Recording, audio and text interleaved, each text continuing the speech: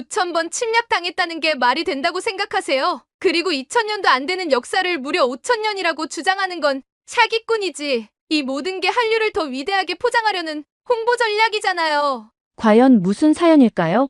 안녕하세요. 저는 딩완순이라고 합니다. 베이징의 한 문화연구소에서 역사를 소재로 다큐멘터리를 기획하고 있는 중국인입니다. 사실 제 관심 분야는 주로 우리 중국의 찬란한 역사와 그것을 세계에 널리 알리는 데 있었습니다. 그런데 요즘 들어 각종 매체와 신문 기사를 보다 보면 한국 관련 소식이 유독 눈길을 끕니다.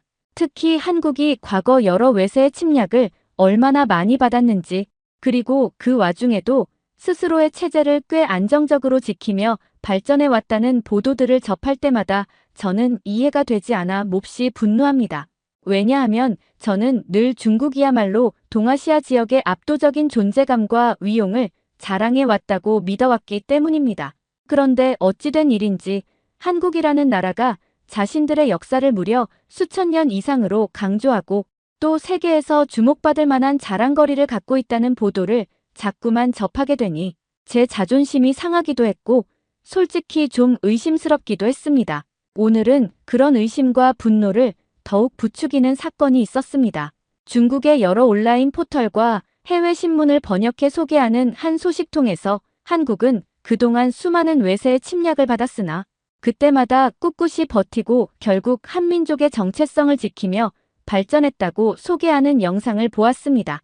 그 영상 속에서 한국 측 사학자나 외국인 연구자가 나와 한국의 침략 역사를 언급하고 한국이 더 이상은 예전처럼 침략당하며 고통받는 작은 나라가 아니라고 강조하는 내용이었습니다. 심지어 한국은 오랜 세월을 통틀어 전 세계적으로도 긴 왕조가 많았고 다른 지역에 비해 사회가 상대적으로 안정되었다는 언급까지 이어졌습니다. 그런데 저는 솔직히 이걸 도저히 받아들일 수 없었습니다. 중국이야말로 역대 황조부터 수없이 많은 문물을 꽃피운 곳인데 한국이 스스로 역사가 길고 또 안정적이었다고 말하는 것이 영 언짢았습니다. 그래서 이 문제를 좀 더 깊이 파헤치기로 결심했습니다. 그날 저녁 저는 베이징 외곽에 있는 제 연구소 건물 안에서 한국사 관련 자료들을 뒤적이고 있었습니다. 그런데 뜻밖에도 한국의 역사 전문가로 유명한 외국인 교수가 강의한 자막 영상을 볼 기회가 생겼습니다. 그 내용에는 어마어마하게 많은 수의 침략을 받았다는 한국의 통념을 재점검하는 이야기가 담겨 있었는데 저는 첫 장면부터 눈살이 찌푸려질 정도로 거북했습니다. 그의 말인즉 한국이 자주 5000년이라는 역사를 말하지만 사실 그것은 고고학적 발견 등에 따라 1만 년 혹은 더 길게 볼 수도 있고 반대로 문자 기록만 기준으로 하면 2000년도 채 안 될 수 있다는 것이었습니다. 그런데도 한국인들은 스스로 5000년이라고 말한다는 거죠. 저는 이 대목에서 조소를 금치 못했습니다. 뭐든지 과장하기 좋아하는 게 아닌가 하고요. 그런데 문제는 한국이 받았다는 침략의 횟수였습니다. 어떤 한국인들은 자신들이 역사를 통틀어 9000번이 넘는 침략을 겪었다고 주장한다는 말이 나오자 저도 모르게 비웃음이 나왔습니다. 아니, 그런 말이 가능이나 할까요? 9000번이라니 저로서는 이걸 어떻게 믿어야 할지 의문이었습니다. 그런데 이 교수는 또 다른 이야기를 했습니다. 그런 소소한 해적 출몰이나 국경 분쟁까지 모두 침략으로 계산하면 너무 부풀려진 수치이니 실제로 진정한 의미의 대대적 침략이 몇 번이었는지를 따져야 한다고요. 그러면서 몽골의 침입, 그리고 일본의 대규모 침략을 예로 들며 이 두 번의 침략이야말로 한국이 역사적으로 받은 가장 잔혹하고 파괴적인 침략이었다고 강조했습니다. 몽골은 13세기에 한국을 쑥대밭으로 만들고 많은 이들을 학살했으며 일본은 16세기 말에 쳐들어와 온 나라를 불태웠다고요. 그리고 만주족의 경우는 중국을 향해 진출하기 직전 한국을 굴복시키는 식으로만 접근했지 몽골과 일본처럼 철저히 파괴하지는 않았다고 합니다. 처음에는 제가 이 말을 듣고 아니, 그럼 우리 중국 만주족이 조선을 끝내 점령했다는 게 과연 그렇게 가벼운 일이었을까 하는 생각이 들었습니다. 아무리 일본이 더 파괴적이었다 해도 침략은 침략이니까요. 그럼에도 제가 분노를 느낀 건 이 교수가 한국의 역사적 피해를 냉정하게 분류하고 그럼에도 한국이 어떤 식으로든 국가 체제를 유지했다고 말하는 태도 때문이었습니다. 그리고 제가 더욱 화가 난 대목은 한국은 스스로를 더 이상 작은 새우로 여기지 않으며 이젠 고래 싸움에 휘말려 등 터지는 약소국이 아니라는 메시지였어요. 특히 한국이 세계 무대에서 결코 작지 않은 나라라는 얘기가 나오자 저는 도무지 이해할 수 없는 기분이 들었습니다. 한국이 어딜 봐서 중국과 견줄만 하단 건지 제가 생각하기엔 여전히 중국이 훨씬 크고 경제력도 커 보이는데 말입니다. 다음 날 아침 저는 연구소 식당에서 아는 동료들과 이 이야기를 꺼냈습니다. 제 앞에는 역사를 오랫동안 공부해온 류이밍이라는 동료가 있었고 또 다른 문화 콘텐츠 전문가인 치나오라는 인물도 자리에 있었습니다. 저는 대뜸 말했습니다. 저는 지금 한국이 스스로를 무슨 대단한 전통 국가인 양과장하고 있다 생각합니다. 솔직히 5천년 역사라면서 계속 외침을 받았다고 하지만 중국이 훨씬 크고 오래된 문명을 가지고 있지 않습니까? 이렇게 제 의견을 내자 치나오가 미묘한 표정을 지으며 중립적으로 답했습니다. 한국에 대해 너무 몰라서 그렇게 생각할 수도 있다고. 그리고 류이밍은 저에게 어제 제가 봤다는 영상, 그러니까 한국이 받은 침략의 실제 규모나 횟수를 정리했던 그 외국인 교수의 강의에 대해 이런 말을 했습니다. 그 강의를 예전에 자기도 본 적이 있는데 내용이 꽤 합리적이었다고 합니다. 왜냐하면 흔히 한국인들은 자신들이 숱한 외세 침략을 당했다고 말하지만 막상 역사를 보면 초대형 침략은 손에 꼽을 정도고 대부분이 국지적 분쟁이나 해적 무리의 약탈 수준이라는 것이죠. 그런데 한국 사회에서는 20세기에 일본에게 식민 지배를 받았고 그 직후 냉전 체제에서 남북으로 분단되는 치욕을 겪으면서 마치 전 역사가 침탈의 연속이었던 것처럼 느끼고 살았다. 라고 류이밍은 말했습니다. 저는 그 얘기를 듣고도 여전히 잘 납득이 되지 않았습니다. 저는 오히려 한국의 스스로에 대한 과장된 피해의식이란 게 좀 과하다고 보고 싶었습니다. 그래서 괜히 목소리를 높이며 말했습니다. 그렇다 해도 중국 역사와 비교할 수 없지 않습니까? 우리 중국은 엄청나게 큰 땅덩어리를 가지고 있고 오랜 황조의 교체와 굴곡을 겪었지만 그때마다 찬란한 문명을 발전시켜 왔습니다. 그런데 한국이 어째서 그런 근거 없는 장점을 주장하며 국제 무대에서 인정을 받으려는지 저는 이해가 안 갑니다. 이렇게 말하자 옆에서 치나오가 뜬금없이 최근 한국 경제가 세계 곳곳에서 두각을 나타내고 있다는 기사를 언급했습니다. 한국은 반도체, 조선업, 자동차, 전자제품, 그리고 엔터테인먼트 산업에서도 상당한 경쟁력을 갖추고 있어서 국제사회에서 이미 강국이라는 평가를 받는다 하더군요. 심지어 조선업만 봐도 세계 시장 점유율 상위권을 꾸준히 차지하고 있으며 대형 선박 건조나 LNG선 부분에서도 경쟁국들을 압도한다는 보도도 있다고 했습니다.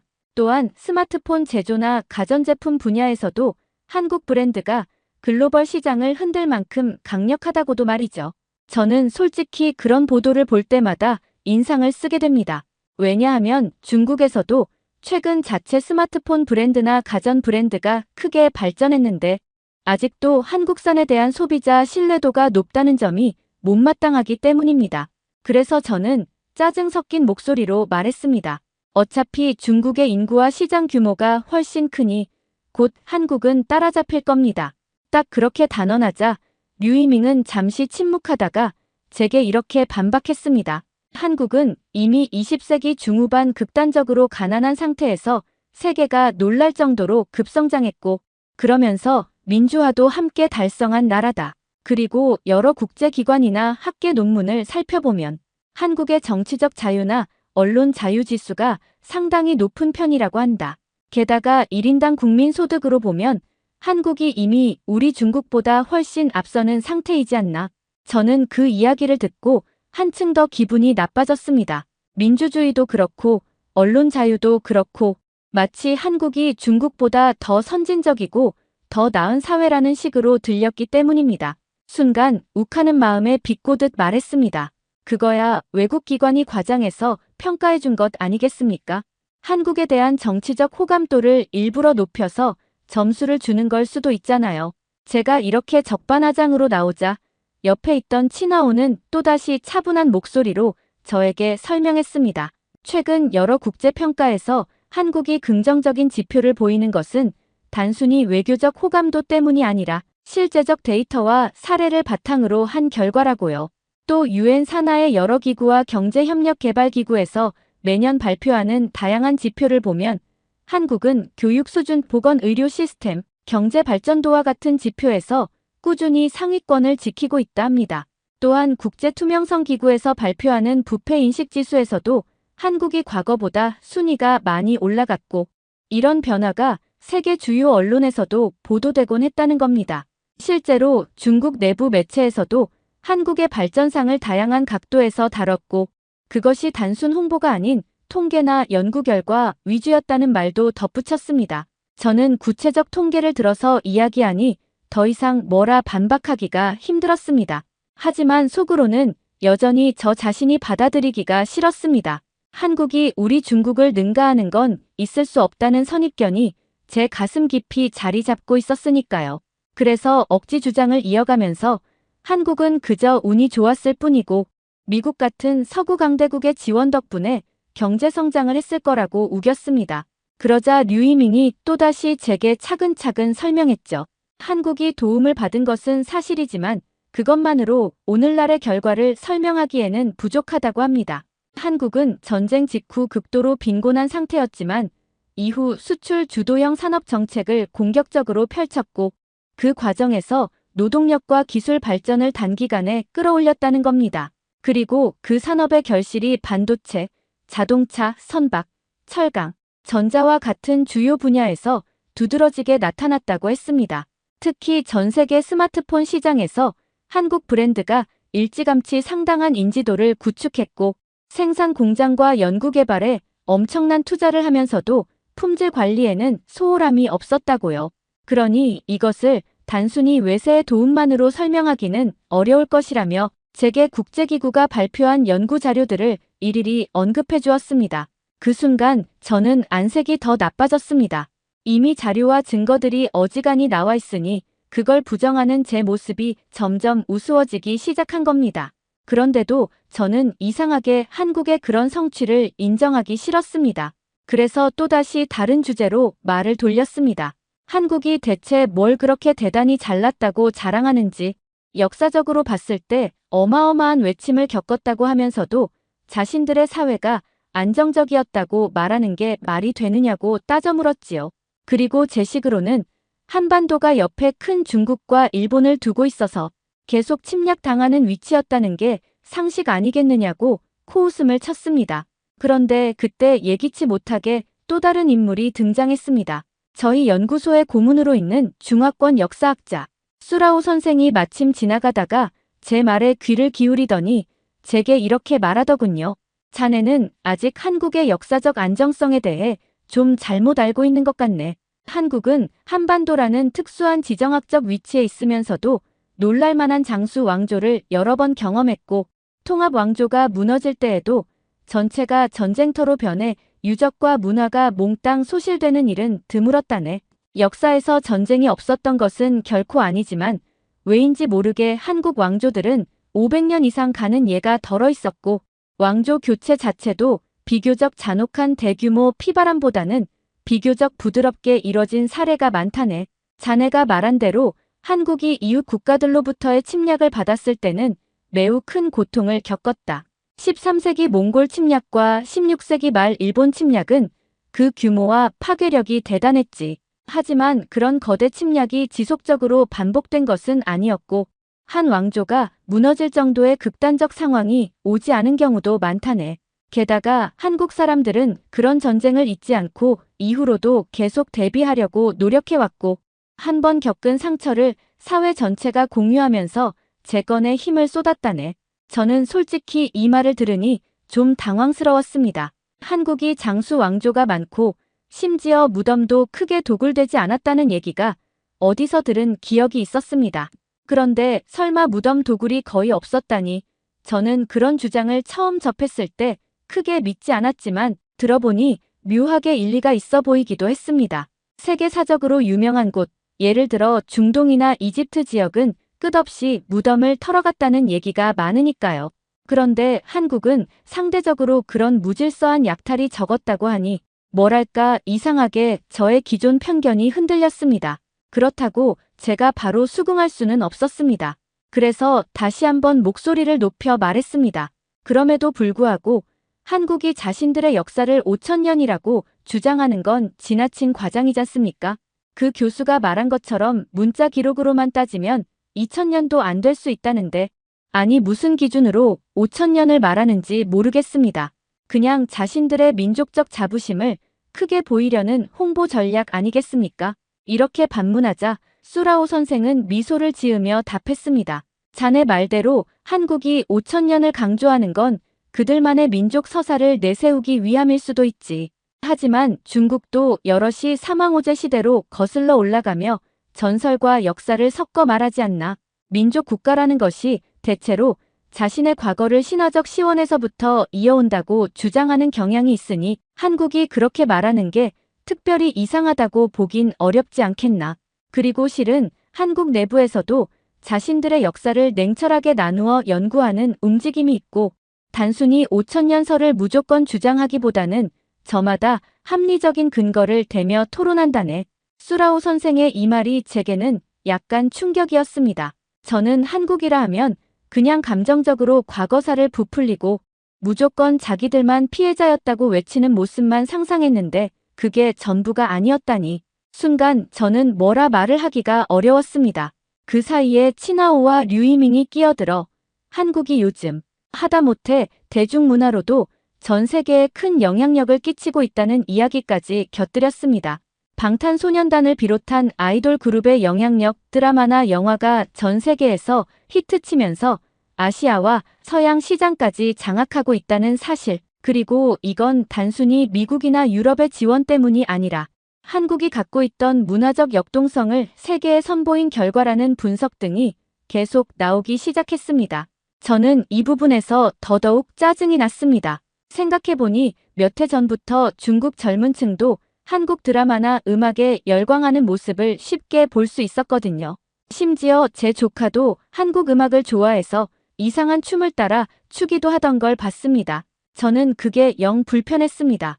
왜냐하면 저는 우리가 문화적으로도 압도적인 우위에 있어야 한다고 생각했기 때문입니다. 그래서 다시 한번 말도 안 되는 주장을 이어갔습니다. 아니, 그저 외국에서 일시적으로 유행한 것일 뿐입니다. 어떤 기획력이 작동해서 잠깐 인기를 끄는 거지. 우리 중국의 전통 문화나 시장 규모가 훨씬 크기 때문에 금방 사그라질 겁니다. 이렇게 제가 장담하자 친하오는 이번에는 좀 어이없다는 눈빛으로 저를 쳐다보았습니다. 그렇게 점심시간 내내 기분이 언짢아진 채 저는 연구실로 돌아왔습니다. 그런데 어찌된 영문인지 한국의 경제 발전과 역사를 비교 분석하는 국제학술 세미나가 열린다는 소식이 제 귀에 들어왔습니다. 하필이라면 하필 그 장소가 바로 우리 연구소 부속 강당이었습니다. 저는 모시기는 척 구경 삼아가 보았는데 거기서 더 충격적인 이야기를 듣게 되었습니다. 세미나는 한국의 안정적 왕조 운영과 그로 인한 사회적 결속력, 그리고 현대 민주주의 이행 과정에서의 시민의식 등이 결합해 현재 한국 사회가 갖고 있는 어떤 독특한 역동성을 분석하는 발표가 주를 이루었습니다. 특히 발표자로 나선 중국 출신의 비교정치학자 후알린 박사는 한국의 민주주의 전환 사례가 전 세계 신흥 민주국가들 사이에서 거의 교과서적으로 인용된다는 논문을 근거로 설명했습니다. 그러면서 한국이 군사정권에서 민주화로 넘어간 시기가 국제사회에 강한 인상을 주었고 그 이후에도 정권이 교체될 때마다 대체로 합법적인 절차를 통해 이뤄져 왔음을 지적했습니다. 저는 그 자리에서 손을 번쩍 들고 질문했습니다. 그렇다면 중국은 세계 주요 강대국 중 하나고 경제 규모에서도 한국보다 훨씬 우세하지 않습니까? 그런데 왜 한국이 그리 주목받아야 합니까? 이렇게 물었습니다. 후알린 박사는 조금 당황한 듯 보이더니 그래도 차분한 목소리로 답했습니다. 물론 중국이 거대 시장과 풍부한 인적 자원을 갖추고 있어 무시 못할 존재인 것은 맞습니다. 하지만 국제사회의 평가는 규모만으로 결정되는 게 아니라 제도의 작동 원리나 시민들의 참여, 그리고 그것이 실제 삶의 질에 어떤 영향을 미치는가 등에 따라 달라지는 부분이 크다고 말입니다. 한국은 이미 1인당 국민소득, 인간개발지수, 언론의 자유도 등의 항목에서 안정적인 성과를 보여주고 있으니 당연히 전 세계의 관심과 연구 대상이 되는 것이라고요. 덧붙여서 한국의 사례는 특정 외교나 국제 원조만으로 만들어진 성과가 아니라 내부적 구조 변화와 산업 전략이 함께 작용한 결과라고 했습니다. 그러니 이것을 무시하거나 폄하하는 것은 근거가 부족하다고요. 저는 할 말을 잃었습니다. 세미나가 끝나자 중국과 한국 양쪽 학자들이 뒤섞여 담소를 나누는 자리에서도 계속 한국이 얼마나 역동적인 사회인지, 그리고 그들의 역사는 생각보다 안정적이며 오랜 기간 왕조를 유지해온 사례가 많다는 이야기가 오갔습니다. 몽골과 일본의 침략이 한국사에서 가장 큰 시련이었다는 대목이 또 나왔고, 실제로 일본의 대규모 침략 당시 수많은 건축물이 불타서 현재 남아있는 오래된 건축물이 거의 없다는 점도 언급되었습니다. 그런데 한편으로 만주족의 침략은 일본과 달리 철저한 약탈과 방화보다는 조선 왕조 굴복을 빠르게 받아내는 방식이었으니 파괴의 정도가 덜했다는 얘기도 다시 들었습니다. 이건 역시 앞서 제가 봤던 영상과 똑같은 내용이었습니다. 그럼에도 저는 끝까지 제 고집을 꺾지 못했습니다. 저는 결코 한국을 더 인정할 수가 없었습니다. 그래서 이번에는 한국 문자가 아무리 우수해도 결국 한자를 빌려다 쓴 것 아니겠느냐고 목소리를 높였습니다. 그러자 근처에 있던 한국인 연구자가 나직하게 웃으며 저에게 설명했습니다. 한국이 쓰는 글자는 왕이 직접 백성들을 위해 창제한 것으로 한자를 빌려 만든 것이 아니라 자음과 모음을 과학적으로 구조화한 독창적인 문자 체계라고 했습니다. 심지어 이 문자의 창제 과정을 기록한 옛 문헌까지 남아있고, 이는 세계적으로도 보기 드문 사례라는 것입니다. 또 한국에서는 이 문자 창제일을 기념하는 기념일까지 국가 공휴일로 지정했을 정도로 자부심이 강하다고도 했습니다. 저는 이 얘기를 듣고도 저 혼자만의 억지 논리를 멈추지 않았습니다. 결국 한자는 중국에서 비롯된 것이고 한국 왕조가 독자적으로 뭔가를 만들 수 없다고 생각하기 때문에 그 문자에도 분명 한자의 흔적이 있을 거라고 억지를 부렸습니다. 그런데 주위 사람들 중 누군가가 휴대용 서적을 꺼내어 한국 문자가 만들어지는 원리를 일일이 보여주며 자음과 모음의 창제 원리가 어떤 식으로 혀와 입술의 모양을 본떴는지 설명하기 시작했습니다. 논문까지 제시하는 사람도 있었고 한국 고대 문헌 번역서를 펼쳐 보여주는 이도 있었습니다. 결국 저는 그 앞에서 더 이상 딴지를 걸 도리가 없었습니다. 하지만 속으로는 울분이 터져 나왔습니다.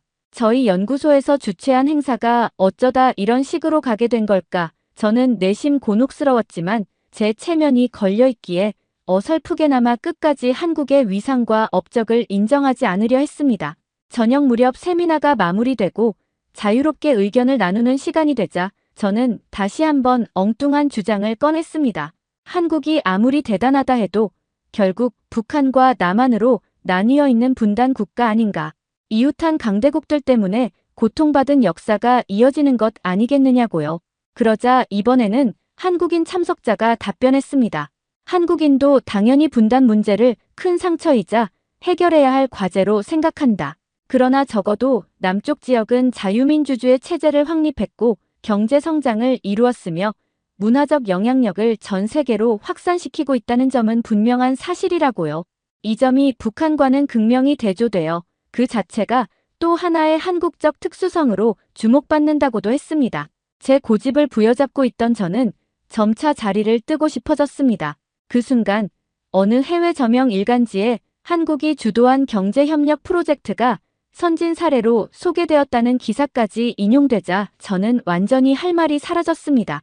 인터넷 포털에서는 이미 한국의 성취 사례를 간단히 검색만 해도 수없이 볼 수 있다는 말이 사람들 입에서 오갔습니다. 게다가 중국 내부에서도 한국을 연구하는 기관이 늘어나고 있고 상호 교류가 더욱 활발해져야 한다는 논조의 기사도 있었다고 하니 그저 당혹스러울 뿐이었습니다. 그런데도 저는 마지막까지 지지 않으려고 분명 한국도 과거에는 혼란이 심했다느니 자신들의 문화적 우월성을 과장해서 선전한다느니 하는 불평들을 늘어놓았습니다. 하지만 이미 주위에는 근거 자료를 풍부하게 갖춘 사람들이 많았고 저 하나만 떠들고 있는 형국이 됐습니다. 결국 끝까지 제가 일말의 타협도 하지 않자 청중들 앞에서 제 모습은 점점 우스꽝스럽게 변해갔습니다. 몇몇 사람은 얼굴을 찌푸렸고 몇몇은 저를 비웃는 눈치였습니다. 그러나 저는 질의 자존심이 상해 말도 안 되는 논리로 계속 억지를 부렸습니다. 예를 들어 중국이 더 큰 나라이니 결국 한국은 언젠가 흡수될지도 모른다느니 한국이 왕조를 오래 이어갔다고 한들 중국 조정의 영향을 받지 않은 적이 언제 있었느냐느니 하는 식이었습니다. 물론 이런 주장은 하나하나 반박당했습니다.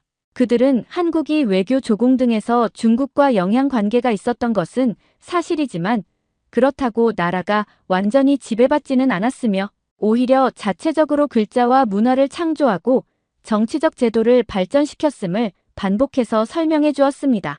게다가 한국이 근현대에 보여준 민주화와 경제 성장의 궤적이 중국과는 별개로 상당히 독창적이었다는 연구도 많다고 했습니다. 저는 더 이상 할 말이 없어졌지만 끝까지 그래도 저는 인정할 수 없습니다라고 고집부렸습니다. 사실 세미나장을 나서면서도 속으로는 제 생각이 틀렸음을 어렴풋이 느끼고 있었지만 사람들 앞에서 제 주장을 굽힐 수는 없었습니다. 잘못 인정했다가는 당장이라도 망신당할 것 같았기 때문입니다. 하지만 현실은 이미 제가 완전히 망신당하고 있었다는 사실을 저는 끝까지 깨닫지 못했습니다. 다른 사람들은 그렇게 제 모습에 한숨을 쉬거나 비웃으며 자리를 떠났고 저는 씩씩거리며 연구소 밖으로 나왔습니다. 밖에는 저녁 노을이 질 듯 말 듯한 어스름이 스며들고 있었습니다. 하루 종일 들었던 수많은 자료와 증거, 그리고 여러 연구자들의 차분한 설명이 머릿속에서 맴돌았습니다. 그날 이후로도 저는 매체를 통해 또 연구소에서 만나는 외국인 학자들을 통해 한국이 아시아 지역의 작지만 강한 나라로서 주목받고 있다는 소식을 귀가 닳도록 들어야 했습니다. 특히 민주주의 발전 지표나 경제 성장률, 수출 효자 산업 등에 대한 기사와 논문이 끊임없이 인용되며 한국이 더 이상 과거의 가난한 나라가 아니라는 것이 반복해 확인되었습니다. 심지어 수많은 외국인이 한국에서 영어 교육이나 의료 혜택을 받거나 한류 문화 콘텐츠를 향유하는 모습이 그 증거라고들 했습니다. 그리고 몽골 침입, 일본 침략 같은 대형 침략들이 한국사에 치명적 상처를 입혔어도 궁극적으로 왕조가 오래 유지되었고 사회가 장기적으로 존속하여 현재의 번영으로 이어졌다는 분석 역시 계속 제 귀에 들어왔습니다. 하지만 저는 마지막 순간까지도 마음속으로 인정하지 않았습니다. 한국이 자신의 역사를 부풀리고 침략받았다고 피해자로만 굴면서 또 한편으로는 자신의 우수성을 과시한다고 생각했기 때문입니다. 그래서 사람들에게 중국이 훨씬 더 오랜 역사를 가지고 있고 더 큰 땅덩어리를 가지고 있으며 더 막강한 시장과 자원을 갖추고 있다는 사실을 계속 떠들었습니다. 그러나 저 말고는 모두들 제게 고개를 젓거나 피식 웃는 반응을 보일 뿐이었습니다. 결국 저는 끝까지 한국이 세계적으로 인정받는다는 사실을 말도 안 되는 논리로 부정한 채 주위의 조롱 속에서 제 자리를 지킬 수밖에 없었습니다. 그렇게 하루가 저물어갔습니다. 부정할 수 없는 연구 결과와 국내외 기사들, 그리고 그 수많은 사람이 제시한 증거와 논리를 두고도 저는 결코 제 잘못된 믿음을 버리지 않았습니다. 한국이 어마어마하게 성장했고 문화와 민주주의, 문자의 독창성, 왕조의 안정적 유지 등으로 독특한 역사를 쌓아왔다는 점을 모두가 말해주었어도 저는 어떻게든 인정하지 않으려 발버둥쳤습니다. 감사합니다. 두 번째 사연 바로 시작하겠습니다. 안녕하세요. 저는 중국에서 전통 사극 의상을 만드는 의상 디자이너 장텐이라고 합니다. 어릴 적부터 수도 없이 들어온 말이 있습니다. 바로 한국은 우리 중국을 모방해서 먹고 사는 나라이며 문화적 뿌리는 전부 중국에 있다는 것입니다. 그래서 저는 한국에 대해서 굳이 관심조차 가질 필요가 없다고 생각해 왔습니다. 항상 어딜 가든 우리 중국 대륙의 방대한 자원과 웅장한 역사, 어느 민족이든 결국 한족 문화에 동화된다는 사실을 마치 자명한 이치인 양 자랑스럽게 떠벌리고 다녔습니다. 하지만 얼마 전부터 심기가 매우 불편해지는 사건이 있었습니다. 바로 한국에서 만든 남한산성이라는 영화 때문이었습니다. 병자호란 시기에 청나라가 조선을 굴복시킨 내용을 다룬 작품이었는데 저로서는 한국이 얼마나 치욕적인 패배를 당했는지 잘 알 텐데 이걸 굳이 영화로 만들었다고 자랑까지 한다고 이해할 수 없었죠. 더 황당한 건 그 영화로 인해 중국 온라인 커뮤니티가 한족과 만주족 사이의 갈등으로 시끄러워졌다는 사실이었습니다. 저는 처음엔 아니, 한국인이 뭔데 우리 내부를 이간질해라며 코웃음 쳤습니다. 그리고 시간이 지날수록 이 문제가 제 예상과 달리 엄청나게 커졌습니다. 만주족이 조상들의 정체성을 되찾겠다며 목소리를 높이고 한족들은 결국 너희 만주족이 중원을 함부로 침탈한 것이라면서 서로 다툼이 벌어진 겁니다. 저는 갑자기 이런 혼란을 초래한 한국이 눈에 가시처럼 보였습니다. 특히 제가 의상 디자이너로 일하다 보니 만주족과 한족의 복식 차이 문제까지 언급되는 걸 보게 되었는데 거기서도 원흉은 남한산성 영화라는 말이 끊임없이 돌았죠. 한복이 사실 만주포가 원류다 아니다. 한복은 명나라 복식을 계승한 것이니 만주족과 무관하다 등 별별 논쟁이 오갔고 저는 결국 한국이 의도적으로 우리 중국 문화의 정통성을 흐트려 놓으려는 거다라는 생각을 떨칠 수가 없었습니다. 그래서 제가 직접 나서서 온라인상에서 남한산성을 맹비난한 적이 있었습니다. 한국은 우리를 베끼기만 하는 나라면서 이제 와서 자기네 굴욕사를 영웅담인 양 영화로 만들고 그것을 이용해 만주족과 한족 간의 분란까지 야기한다라고 말이죠. 처음에는 꽤 호응이 있었습니다. 반한 감정이 짙은 일부 중국 네티즌들이 맞다. 한국이 예로부터 속임수를 잘 써서 우리 것을 도둑질해 왔다라며 저를 칭송했거든요. 하지만 동시에 저를 조롱하거나 비판하는 이들도 많았습니다. 너는 영화를 제대로 본 적이나 있느냐? 거기서 한국이 청나라를 야만이라고 비난만 하는 게 아니다. 오히려 조선의 무력함을 적나라하게 보여주면서 만주족이 강대했다는 걸 인정하고 있지 않느냐. 그런데 왜 전부 한국 탓을 하느냐라는 댓글들이 쇄도했고 저는 점차 궁지에 몰리기 시작했습니다. 그러다 결국 이참에 내가 한국에 직접 가겠다라는 마음을 먹게 됐습니다. 솔직히 이전까지 저는 한국을 전혀 가볼 필요조차 없다고 생각했는데 이번에는 꼭 확인해야 한다는 생각이 들었습니다. 그 남한산성이라는 곳에 내가 직접 가서 우리 중국에 대한 왜곡된 인식을 바로잡아주고 싶었고 그 영화를 만든 측근들이나 의상팀이 있으면 붙잡고 따지고 싶었습니다. 너희가 감히 중국의 역사적 사실을 왜곡하고 만주족과 한족을 이간질하고 있지 않느냐라고요. 그렇게 저는 모든 준비를 마쳤습니다. 물론 지인들 중 몇은 괜히 가봤자 더 비웃음만 당한다라며 말렸지만 한편으로는 한국이 얼마나 낙후된 나라인지 직접 보고 오겠다라는 마음도 컸습니다. 사실 전 머릿속에 늘 들어있던 공식이 있었습니다. 한국은 인터넷에서 그렇게 번지르르해 보여도 실제로는 아직도 중국 대도시만큼 발전되지 못했고 거리는 오래된 건물투성이에 교통도 불편하고 뭐든 후진국스러운 모습을 하고 있을 거라는 편견 말이죠. 하지만 막상 인천공항에 내린 순간부터 머릿속이 조금 혼란스러워지기 시작했습니다. 공항 시설부터 저를 당황하게 만들었습니다. 이게 뭐야?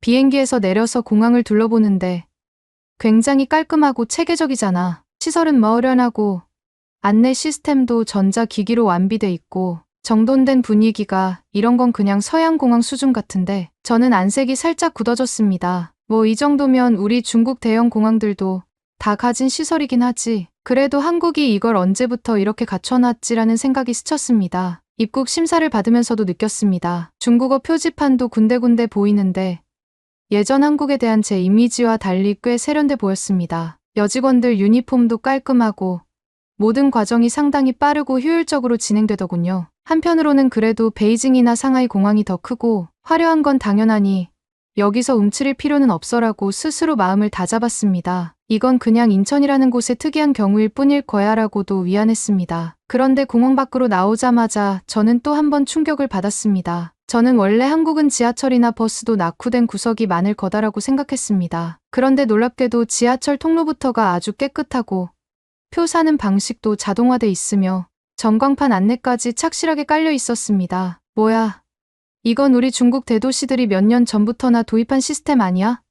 한국이 이걸 먼저 했나? 아니, 우리 쪽이 더 애드밴스드 했을 텐데라며 스스로 모순된 생각에 빠졌습니다. 지하철 내부도 의외였습니다. 사람들은 질서정연하게 승하차를 하고 가끔 휴대전화를 사용하는 젊은 여성들이나 남성들을 보면 의외로 패션이 꽤 세련돼 보였습니다. 한국은 촌스러운 옷차림에 중국만큼 풍족하지 않을 거라 했는데 저 옷들은 다 어디서 구매한 걸까? 상표가 상당히 고급스러워 보이는데 저는 기분이 묘했습니다. 뭔가 머릿속에서 당연하다고 믿었던 한국의 후진국 이미지는 점차 깨져가고 당혹감이 올라왔습니다. 저는 다시금 스스로에게 말했습니다. 그래봐야 중국이 훨씬 땅덩이도 크고 경제 규모도 크다. 한국은 그저 수도권만 번지르르 하겠지. 난 제대로 보고 깎아내릴 거다. 그런데 도시 안으로 들어오니 높은 빌딩들, 깨끗한 거리, 길거리에 늘어선 카페나 레스토랑이 모여있는 모습들이 결코 제가 생각한 뒤떨어진 도시가 아니었습니다. 오히려 고요한 간판 디자인이나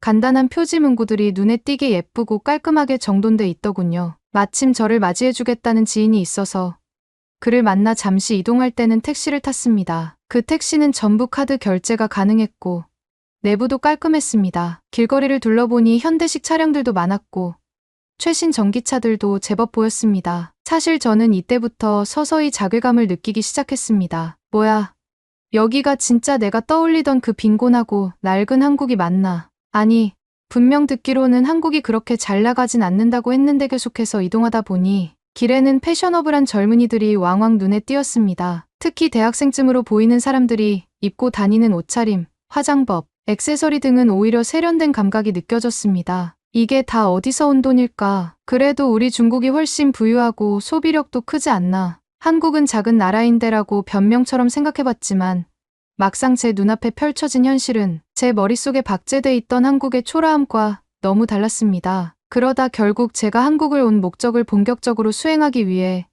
마침내 남한산성으로 향했습니다. 원래는 현장 답사를 해서 도대체 이 치욕적인 역사를 어떻게 미화하고 있는지 두 눈으로 확인하려고 했습니다. 그리고 가능하다면 영화 제작진이 방문했다던 장소나 촬영 흔적을 찾아내서 그 담당자들을 만나보고 싶었죠. 남한산성에 도착하기 위해 지하철과 버스를 번갈아 탔는데 또 한 번 놀랐습니다. 지하철로는 어느 정도 가는지 알겠는데 버스 정류장마다 전자 안내판이 있고 도착 예정 시각이 정확히 뜨잖아. 이거 중국에서도 제대로 안 되는 곳 많다는데 한국은 벌써 이렇게 해두었나. 저는 공연히 속이 쓰렸습니다. 이건 분명 제가 무시하고 있던 한국이 제법 인프라가 잘 구축되어 있다는 증거였으니까요. 남한산성에 도착해서 주변을 둘러보니 생각보다 관리는 깔끔하고 체계적으로 되어 있었습니다. 성벽 길을 따라 걸어가는 사람들도 꽤 많았고 외국인으로 보이는 관광객도 여기저기 눈에 띄었습니다. 지역 특산물을 파는 가게들이나 안내 데스크도 있었고 특히 역사 해설을 해주는 프로그램도 있어 보였습니다. 저는 중국의 만리장성이 훨씬 거대하고 위대하다. 여기 남한산성은 그저 작고 볼품없는 산성 아니냐라며 속으로 깎아내렸지만 실제로 성벽 위를 걸어보니 생각보다 경관이 좋고 곳곳에 붙은 설명문도 꽤 체계적이더군요. 여기서 제 눈에 띈 건 안내 센터 앞에서 외국 관광객들에게 열심히 설명해주는 어떤 나이 지긋한 분이었습니다. 호칭을 뭐라고 해야 할지 모르겠지만 사람들이 편하게 할아버지라 부르는 듯했습니다. 성 내부의 역사 자료와 전시물을 보여주면서 당시 병자호란과 남한산성의 기능, 조선 왕실과 신하들이 어떤 절망적인 선택을 했는지 등을 자세히 설명하고 있더군요. 저는 바로 달려갔습니다. 그리고 억눌렀던 분노를 그 할아버지에게 쏟아냈습니다. 여기 조선왕이 청나라에 굴복했다는 역사적 사실은 인정하는 겁니까? 그런데 왜 한국은 이걸로 영화를 만들어서 우리 중국이 마치 야만처럼 묘사되도록 만들었습니까? 영어로 말해야 하나, 한국어로 말해야 하나 잠시 헷갈렸는데 우선 한국어를 간단히 구사할 줄 아는 지인이 있어 통역을 부탁해가며 항의를 했습니다. 그 할아버지는 처음엔 저를 이상하게 보더니 아니 당신은 중국 사람인가? 대체 왜 조선 역사를 이래라 저래라 합니까? 라고 되물었습니다. 저는 더욱 목소리를 높였습니다. 조선은 원래 우리 중국 명나라, 청나라로 이어지는 대국의 신하처럼 굴복해 살아온 나라 아닙니까? 이번 영화로 인해 우리 중국 내부 민족 갈등까지 생기고 있다 말입니다. 왜 당신네가 만든 영화 때문에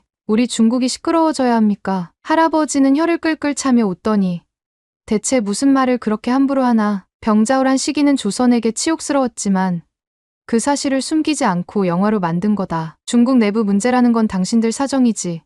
여기가 왜 관여하겠나. 그리고 야만인이 뭐니 하는 표현은 우리가 할 말이 아니고 역사적 팩트를 재현했을 뿐이다라고 대응했습니다. 저는 너무 어이가 없어.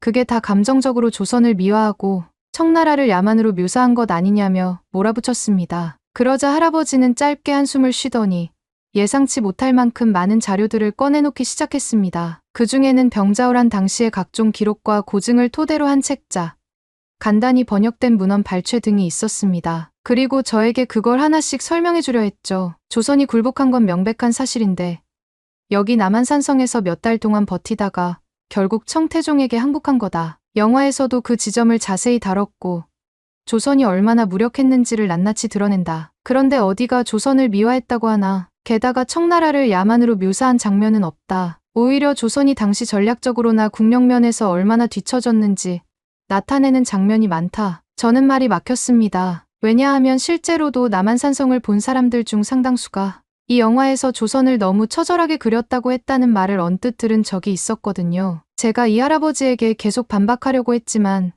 뭘 근거로 해야 할지 막막해졌습니다. 괜히 입만 열면 제 무지함이 들통날 것 같아 안절부절 못했죠. 그래서 저는 슬쩍 화제를 돌렸습니다. 그래도 어쨌든 이 영화를 보는 중국인 입장에서는 이게 청나라를 부정적으로 그리고 있다고 받아들일 수 있다고요. 그리고 한국 사람들이 만주족을 비웃거나 그런 식으로 우리 역사를 왜곡하는 것도 많지 않습니까? 할아버지는 코웃음을 치며 말했습니다. 조선이 원래 만주나 대륙 세력에 시달려왔으니 악감정이 있을 수 있다고는 보네. 그렇지만 이 영화가 그걸 부추긴다고 하는 건 억지다. 조선이 어려운 처지였고 결국 선택의 여지가 없었다는 걸 보여줄 뿐이다. 그리고 만주족을 무조건 야만으로 묘사하기보다 조선 조정이 얼마나 고립됐는지를 강조한다는 게 오히려 정설이다. 저는 더 이상 그 할아버지와 말싸움을 하고 싶지 않았습니다. 괜히 몇 마디라도 더 하면 제 무식만 들통날 것 같은 느낌이 강하게 들었으니까요. 특히 그가 꺼내놓은 역사 자료와 고증에 근거한 이야기들은 제가 전혀 예상치 못한 것들이 많았습니다. 아니, 한국이 이렇게 자료를 치밀하게 정리해놨다고? 이걸로 조선이 치욕당한 역사를 굳이 숨기지 않고 열심히 연구했단 말이야?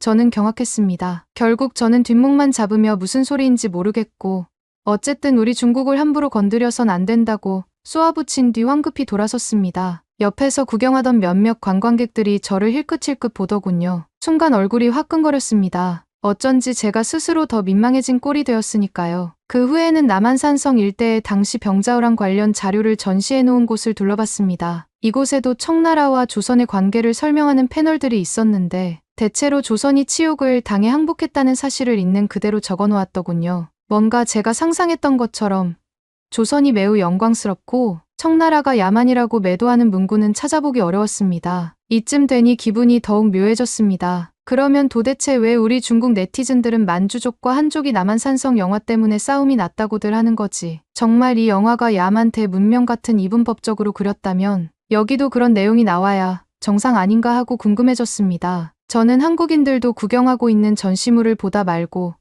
굳이 이 자료가 공정한 것인지 의심하려고 둘러댔지만 자료들은 거의 조선왕조실록이니 뭐니 하는 1차 사료들이고 번역본도 병기돼 있어서 어딜 트집 잡기 어려웠습니다. 분명히 내가 알아야 할 건 여기 없을 거다. 저는 그렇게 결론 짓고 혹시나 남한산성 영화 의상팀 관계자를 만나볼 수 있을지도 모른다는 생각에 여기저기 수소문하기 시작했습니다. 사실 남한산성 촬영 당시 실제로 이 주변에서 야외 촬영을 했다는 얘기를 들은 적이 있었거든요. 게다가 저는 중국 사극 의상 디자이너니까 의상 문제로 따지고 들면 뭔가 논점을 흐리지 않고 제대로 공세를 펼칠 수 있을 거라고 믿었죠. 운 좋게도 근처 카페에서 일하는 젊은 친구에게 물어보니 남한산성 촬영에 잠시 참여했던 스텝을 아는 지인이 있다고 했습니다. 웬일로 이게 바로 성사가 돼 저녁쯤에 만날 수 있을 것 같다라는 연락을 받았습니다. 저는 마음 한편으로 쾌재를 불렀습니다. 잘 됐다. 드디어 한국 의상팀이 어떻게 만주족 복식을 망쳐놨고 왜 청나라가 마치 야만의 집단처럼 묘사된 것인지 그들의 잘못을 지적할 기회가 생긴 거다. 약속 시간이 되어 찾은 장소는 남한산성 아래쪽에 위치한 의상팀 관계자가 자주 간다는 소규모 작업실이었습니다. 그 사람은 30이 좀 넘은 듯 보였고 자기소개를 간단히 하더군요. 저는 통역을 도움받으며 제 신분을 밝혔습니다. 나는 중국에서 전통 사극 의상 디자이너로 일하고 있다. 그리고 너희 한국이 만든 남한산성 영화를 보고 상당히 불쾌해진 중국인의 한 사람이다. 그 의상팀 관계자는 썩 달갑지 않은 표정을 지었습니다. 왜 불쾌하다는 거죠? 우리는 조선시대 배경의 영화를 만들었고 당시 상황에 맞춘 한복과 병사 의상을 재현했을 뿐인데요. 저는 바로 맞받아쳤습니다. 왜 한복이라고 합니까? 한복은 사실 명나라 복식이 뿌리고 만주족 복식이 결합된 거라는 설도 많습니다. 그런데 당신네는 전부 한국 고유 전통이라 하고 심지어 청나라를 만주족의 나라라고 칭하며 함부로 묘사했잖습니까?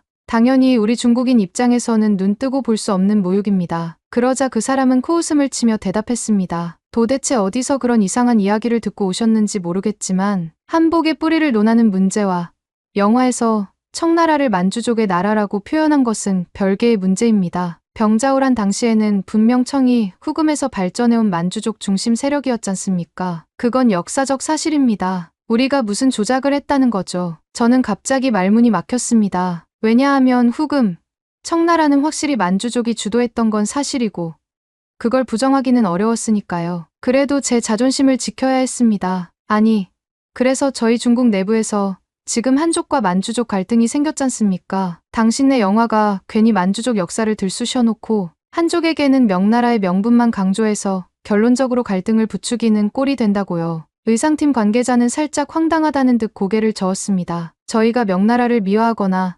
만주족을 야만 취급한 적이 전혀 없습니다. 병자호란 당시 조선이 친명 정책을 계속하느라 얽혀 있었던 국제정세가 어찌됐든 간에 영화의 초점은 조선이 왜 이런 상황에 빠졌는가였습니다. 그리고 조선 내부에서도 주화론과 척화론이 갈등을 빚었죠. 실질적으로 청에 저항하는 척화론자, 굴복해서 백성을 살리자는 주화론자 등의 대립이 작품 속 긴장감의 핵심이었습니다. 청나라를 일방적으로 야만으로 묘사했다기보단 조선이 어쩔 수 없이 선택해야 했던 것, 그 때문에 생긴 참혹함을 보여줬을 뿐이에요. 저는 다소 흥분해서 쏟아냈습니다. 그렇다 쳐도 영화가 중국을 자극해 놓고는 책임을 한국은 지지 않는 거 아닙니까? 결국 이로 인해 만주족과 한족 사이에서 불필요한 논쟁이 발생했고 한국은 교묘하게 남의 집 불구경하듯 우리는 억울하다라는 태도를 취하고 있잖아요. 또 당신들 의상팀은 한복만을 예쁘게 보이게 만들고 청나라 측 의상은 거칠고 투박하게 표현하지 않았나. 상대는 한숨을 살짝 쉬며 노트북을 꺼내 여러 레퍼런스 이미지를 보여주기 시작했습니다. 당시 촬영 중에 쓰였던 의상 자료들이라고 했습니다. 거기에는 조선군의 남한산성 방어복,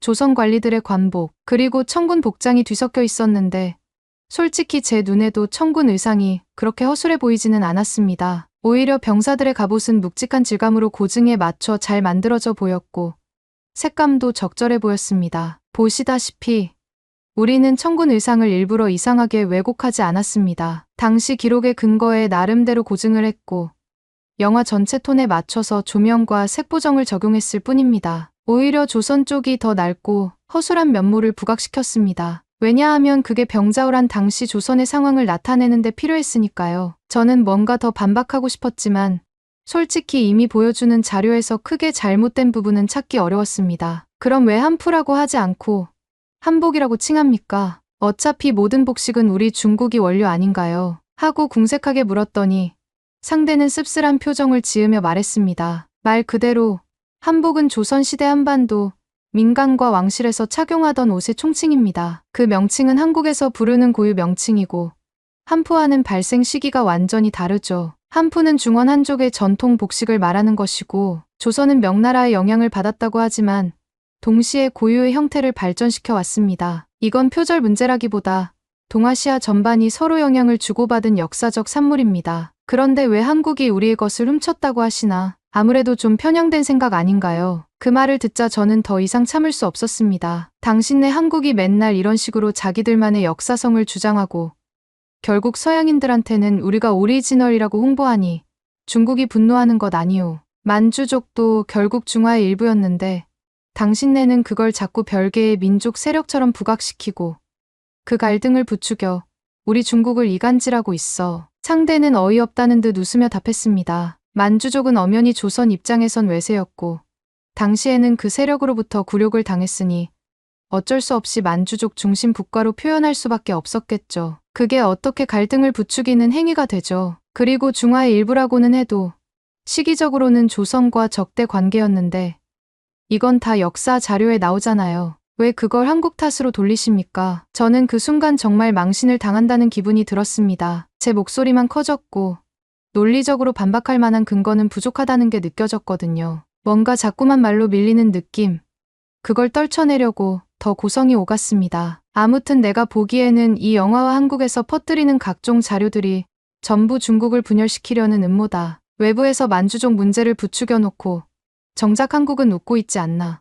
당신들도 알 거다. 지금 중국 네티즌들이 한족과 만주족이 서로 싸우고 있다는 사실을. 상대는 씁쓸하게 대답했습니다. 글쎄요. 한국 사람들 대부분은 병자호라는 조선의 치욕으로 알고 있고 이 영화를 통해 우리 스스로를 반성하는 부분이 더 큰 걸로 아는데요. 중국 분들이 내부 갈등을 느낀다면 그건 이미 존재하던 문제일 겁니다. 한국이 일부러 그걸 노렸다고 생각하는 건 너무 억측이 아닌가 싶네요. 그리고 솔직히 만주족 복장 고증도 저희가 중국 쪽 자료를 참고해서 열심히 연구했거든요. 별도로 억하심정을 품거나 야만으로 묘사하려고 하지는 않았습니다. 그 순간 제 얼굴이 화끈 달아오르며 결국 더 할 말이 없어졌습니다. 대체 뭘로 어떻게 반박을 해야 할지 감조차 잡히지 않았으니까요. 설상가상으로 이 의상팀 관계자는 저를 힐끔 보더니 마무리하듯 이렇게 말했습니다. 역사는 하나의 사실입니다. 어떤 민족이든 영광과 치욕이 있기 마련이죠. 병자호라는 조선에게는 굴욕적인 패배였고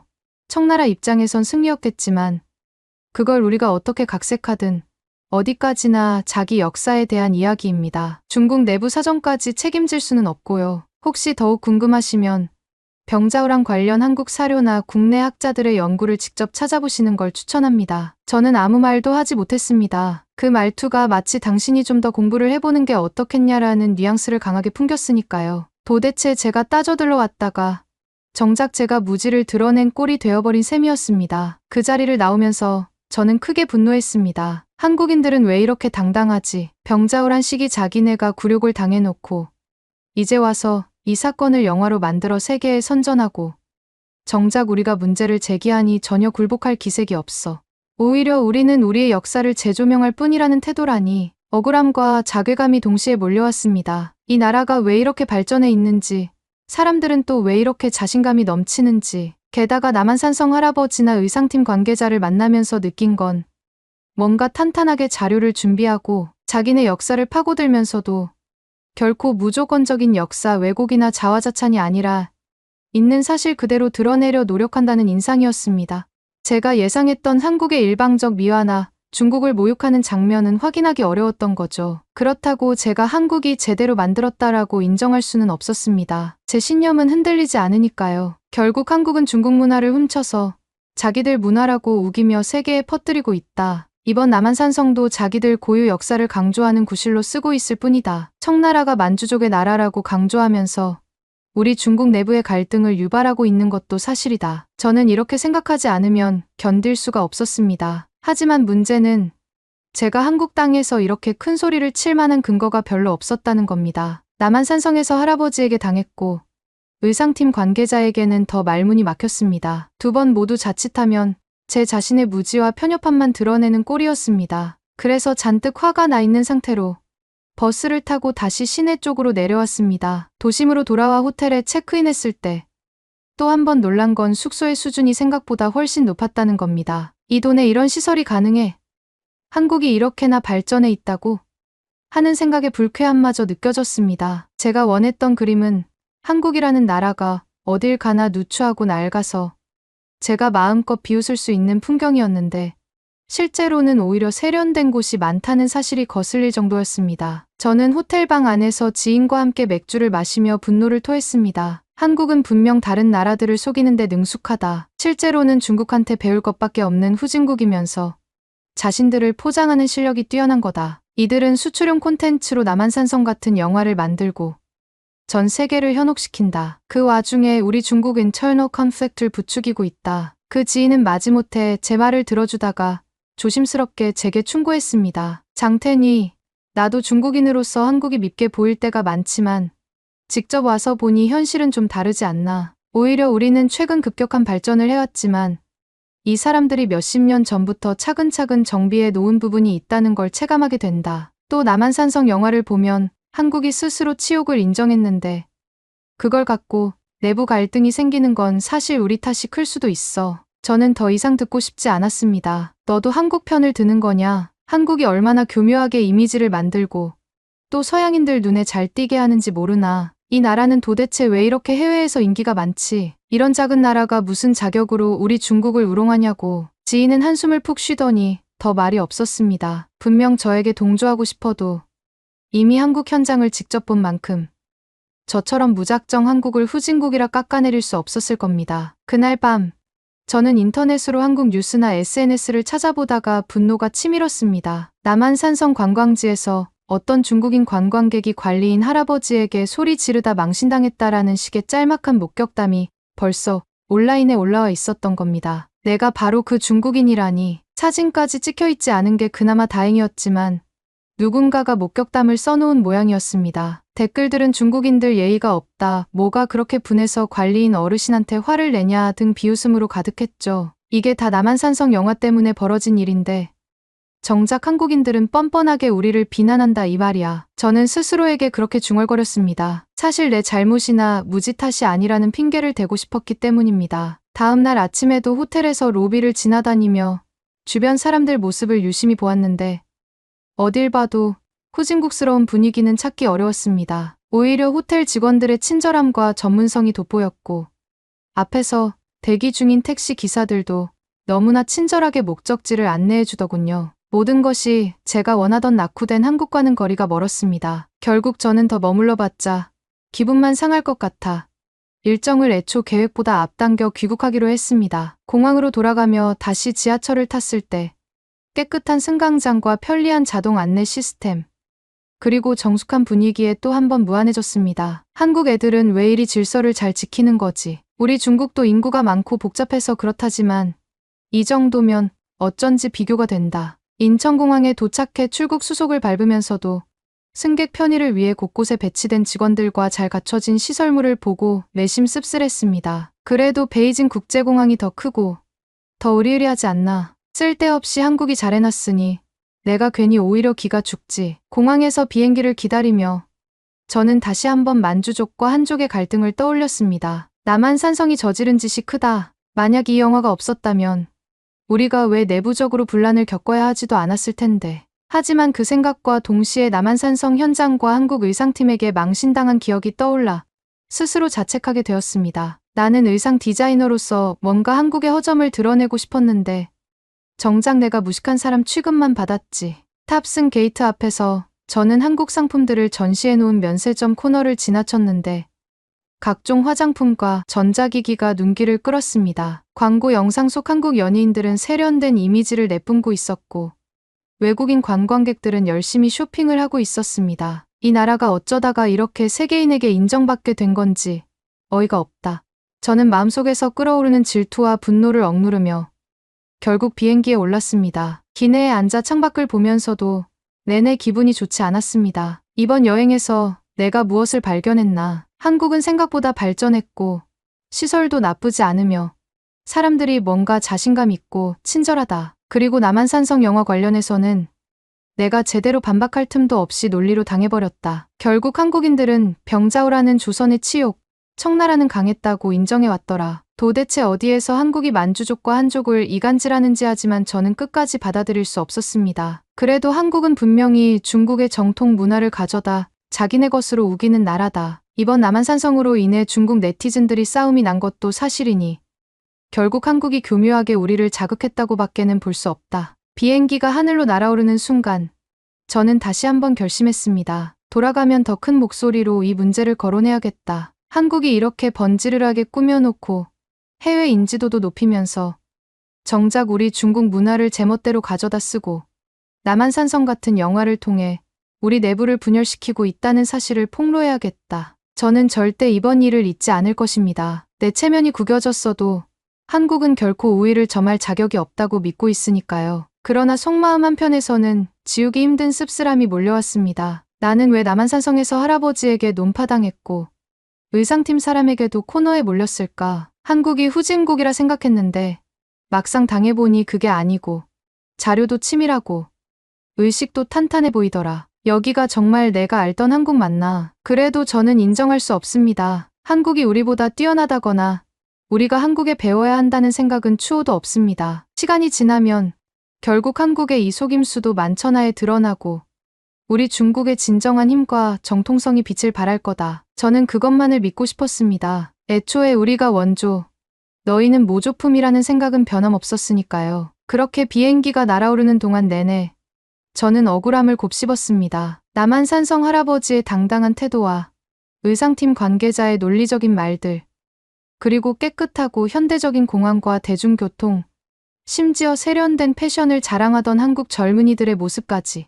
모든 게 제가 오기 전 머릿속에 그리던 후진국 이미지와는 정반대라서 혼란스러웠습니다. 이 나라는 어쩌다 이렇게 발전해버린 거지. 도저히 인정 못하겠다. 결국 제 결론은 같았습니다. 그래도 이들은 언젠가 우리의 발 아래 굴복하게 될 거다. 조금 뜬다고 해서 결코 우리를 따라잡을 수는 없다. 남한산성으로 인해 중국 내 갈등이 생긴 건 한국 탓이고, 내가 당한 모욕도 결국 한국의 교묘한 작전 때문이다. 저는 그 사실을 잊지 않을 겁니다. 비록 한국에서 돌아오는 길 내내 몸은 피곤하고 자괴감이 들긴 해도 제 자존심만큼은 끝까지 버틸 겁니다. 우리가 원조고 한국은 어차피 중국을 모방해온 나라다라는 제 확고한 믿음에 흔들림은 없습니다. 한국에서는 이미 저를 조롱하는 글이 퍼져 있다는 걸 알고 있습니다. 남한산성 할아버지에게 따지다가 망신당했다.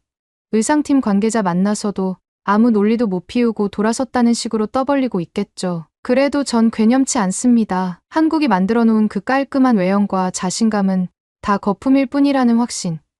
그리고 제 나라 중국이 더 크고 강대하다는 사실을 부정할 사람은 없을 테니까요. 중요한 건 제가 앞으로도 계속 남한산성 영화가 왜 문제가 되는지를 말해줄 거라는 점입니다. 제가 의상 디자이너로서 한국 사극의 오류를 파헤치고 만주족 복식을 어설프게 표현한 걸 찾아내서 폭로하면 언젠가는 한국의 잘못을 드러낼 기회를 잡을 수도 있겠죠. 그리고 한국이 우리 문화를 얼마나 표절해 왔는지도 끝까지 따지겠습니다. 남한산성에서 할아버지에게, 의상팀에게 뻔뻔하게 도전장을 내밀었지만 일단 지금은 타격이 심합니다. 그래도 인정할 수 없습니다. 한국이 조금 발전해 있어 보이는 건 전부 포장이고, 남한산성이라는 영화 역시 조선을 결국 미화하기 위한 전략이 분명합니다. 조선을 조금 비참하게 보여주더라도 결국 우리는 치욕도 감당할 만큼 성숙한 민족이라는 식으로 어필하는 거라고요. 그렇게 저는 귀국했습니다. 그리고 절대 잊지 않을 겁니다. 남한산성으로 인해 제가 당한 굴욕,